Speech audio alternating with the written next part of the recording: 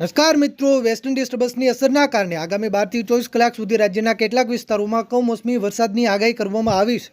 આગામી 48 કલાક દરમિયાન રાજ્યના કેટલાક વિસ્તારોમાં હવામાન વિભાગે માવઠું પડવાની શક્યતા વ્યક્ત કરી છે।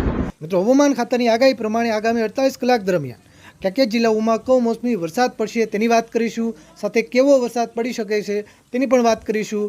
વિડીયો શરૂ કરતા પહેલાં ખાસ વિડીયોને લાઈક કરવાનું ભૂલતા નહીં। આવી જ રીતે વાતાવરણને લઈને કોઈ પણ ઉપયોગી સમાચાર સૌથી પહેલાં જોવા માટે આપણી આ ચેનલને સબસ્ક્રાઇબ કરવાનું પણ ભૂલતા નહીં। તો મિત્રો, ભર શિયાળે હવામાન વિભાગે રાજ્યમાં માવઠાની આગાહી કરી છે। માવઠાની આગાહી વચ્ચે ખેડૂતો ચિંતામાં મુકાયા છે, કારણ કે જો હાલ માવઠાનો વરસાદ પડે તો શિયાળુ પાકને નુકસાન જવાની ભીતિ હોય છે। હવામાન વિભાગના જણાવ્યા અનુસાર આગામી 48 કલાક દરમિયાન અમદાવાદ, આણંદ, ખેડા, ગાંધીનગર, સાબરકાંઠા, મહેસાણા, મહીસાગર, અરવલ્લી અને દાહોદ જિલ્લાના છૂટાછવાયા વિસ્તારોમાં એટલે કે કોઈ વિસ્તારોમાં સામાન્ય માવઠું પડી શકે।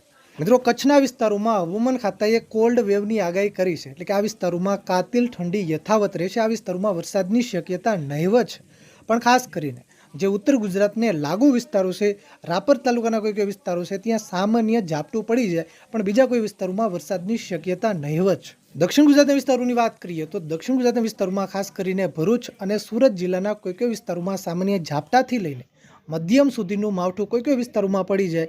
બાકી બધા વિસ્તારોમાં વાદળછાયું વાતાવરણ જોવા મળી શકે, પણ વરસાદની શક્યતા નહીવત છે, ખૂબ જ ઓછી છે। બાકી મિત્રો, સૌરાષ્ટ્ર સાથે ઉત્તર ગુજરાતના જે બાકીના વિસ્તારો છે ત્યાં વાદળછાયું વાતાવરણ આગામી 2 દિવસ દરમિયાન જોવા મળી શકે, પણ આ વિસ્તારોમાં વરસાદની શક્યતા નથી તેવી હવામાન ખાતાની આગાહી છે। તો મિત્રો, આ હતા સમાચાર આગામી 48 કલાક દરમિયાન હવામાન ખાતાની આગાહી પ્રમાણે કયા જિલ્લાઓની અંદર કમોસમી વરસાદ પડવાની શક્યતા છે। મિત્રો, આપણે જે જિલ્લાઓની વાત કરી છે બધા જિલ્લાઓની અંદર હવામાન વિભાગે સામાન્ય વરસાદની આગાહી કરી છે। એવા એકલ દોકલ ટૂંકા વિસ્તાર હોય ત્યાં મધ્યમ સુધીનું માવઠું પણ પડી શકે। બાકી મિત્રો, નવી કોઈ આગાહી આવશે, વધુ કોઈ માહિતી મળશે તો આપણા ખેડૂત ભાઈઓને આપણી આ ખેડૂતોની ચેનલના માધ્યમથી સૌથી પહેલાં સમાચાર આપતા રહીશું।